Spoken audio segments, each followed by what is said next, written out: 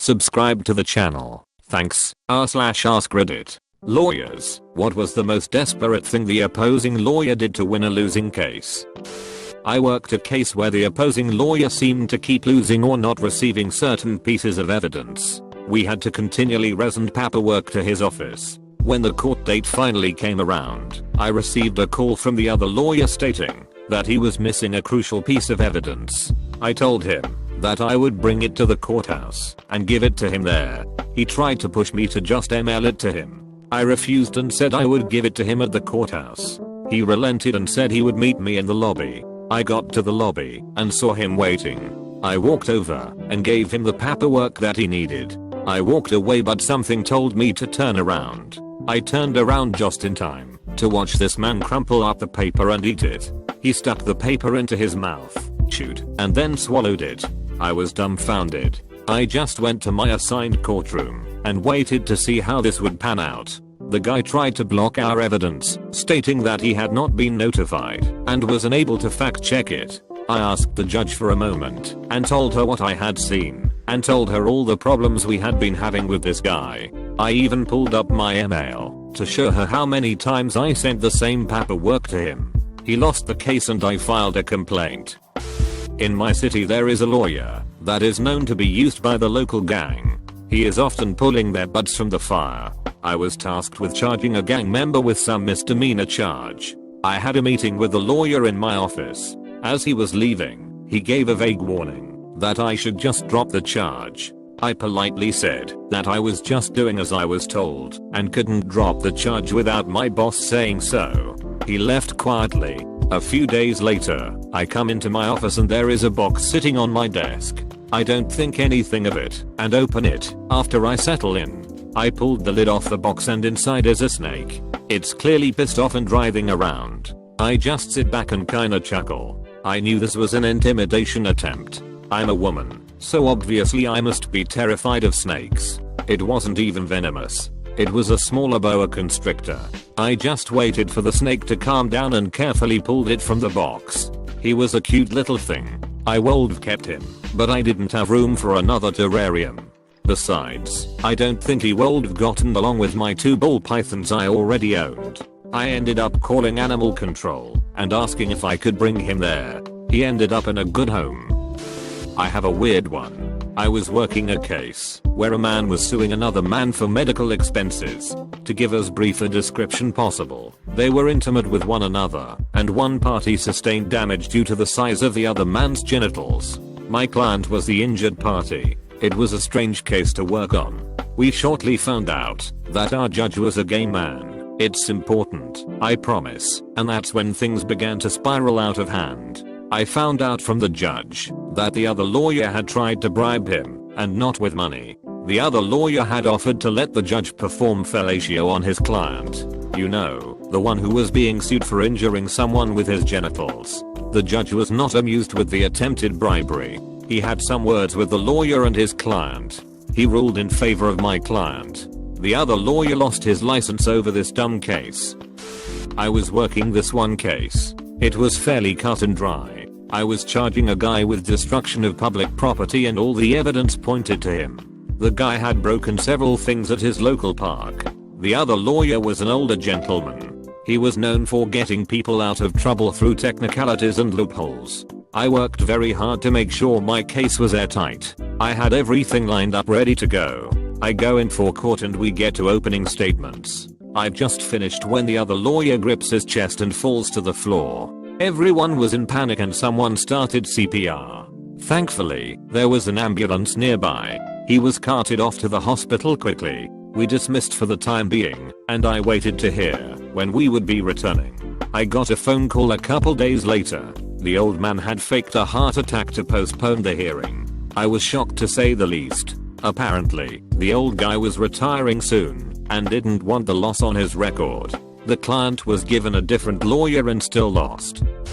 This is my time to shine. I've had 2 instances where the other lawyer did something outlandish to try and win. The first story is from early in my career. I was working on a case that dealt with possession of marijuana. A young man was caught selling to someone in a car. The other lawyer decided to argue that it wasn't marijuana and was in fact some sort of dried herb. He argued hard and decided to bring in a small baggie of weed and a small baggie of oregano, I think. He was going to pass both bags around the jury to prove how hard it is to distinguish the two. He got in serious trouble for having marijuana, especially because he had to have bought it illegally to have it. It was one of the dumbest moves I had ever seen. The second story is more scary than funny. I was working a domestic violence case. The husband had been beating his wife for years and it all came to a head when he locked her in the house with their 2 children for almost 2 weeks. They weren't allowed to leave for work or school or groceries. Thankfully, one of the woman's coworkers knew something was up and called the cops. We are sitting in the courtroom and the other lawyer was making his opening statement. All of a sudden I'm hit from behind. I fell out of my seat. Next thing I know the husband is on top of me punching me wherever he can reach. He is quickly pulled off of me and taken into the holding cell. I was bleeding and was taken to the hospital. I had to get a couple stitches. My boss comes in shortly after and tells me that the other lawyer was taken off the case. In the aftermath of the attack, the husband had said something to the lawyer that made it seem like it had been the lawyer's idea to attack me. It was never proven as there was no real evidence and it was one guy's word against another's. In the end the guy went to jail for abusing his wife and attacking me. I'm a female lawyer, which is important, and I was working a case where a woman was suing her workplace for harassment and discrimination. I worked 4 weeks to prepare for the trial. We pick out our jurors and are set to go ahead with the trial. The morning of the trial, I receive a call asking me to come in earlier. I made my way to the courthouse and met with the judge and other lawyer. I was told that the other lawyer had filed for a mistrial. I, of course, ask on what grounds. The answer I was given will baffle me for years to come. This man looked me in the eyes and said, "There are too many women on the jury." I stood there in shock for a moment. I asked him to explain. He explains that his client is to be judged by a jury of his peers, and, with so many women on the jury, it didn't appear to be a group of his peers. I argued back that the lawyer had been there when we picked out jury members and that, if that was a problem, he should have brought it up then. I then asked why women weren't considered his client's peers.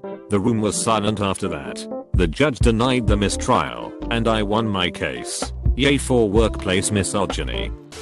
I was working a case that involved someone that was involved in a gang.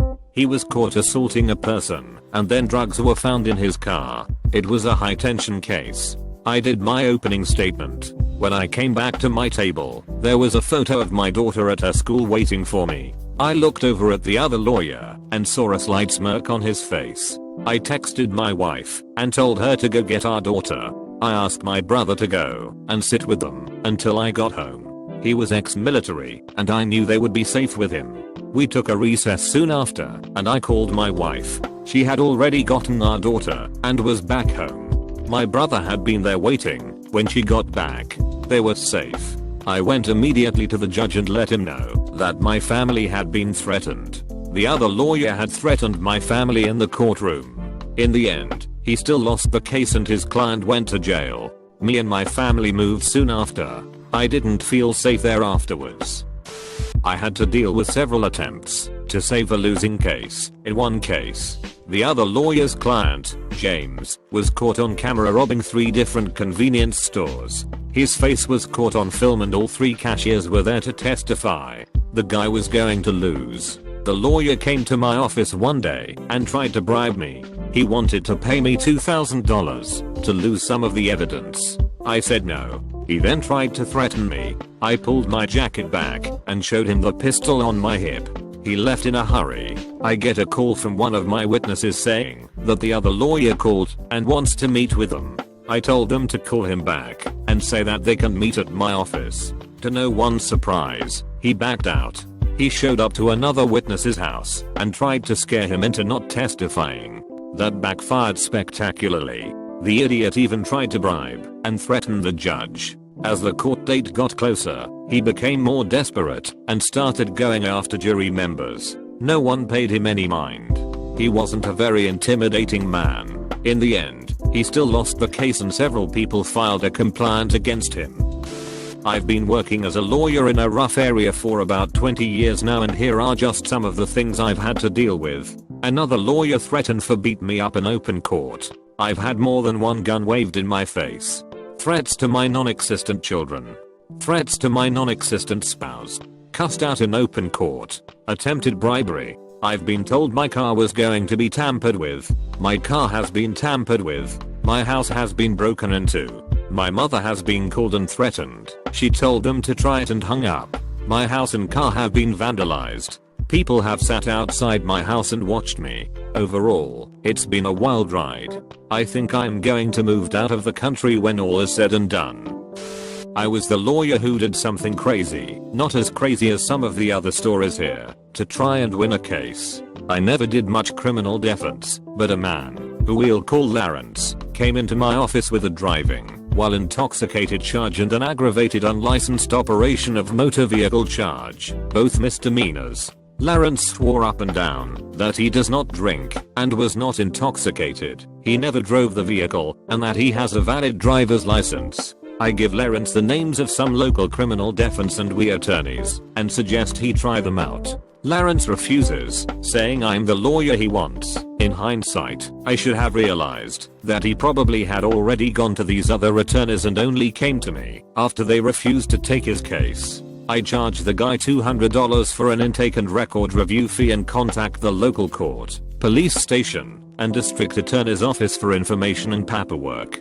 I find out that not only did this guy blow a 18 on the breathalyzer, but the cops did a blood test on him after he kept insisting he wasn't drunk. The blood test came back with a 22 back. As for driving, the separate squad cars witnessed Lawrence's vehicle run over a mailbox and drive off. He was followed and pulled over on the block.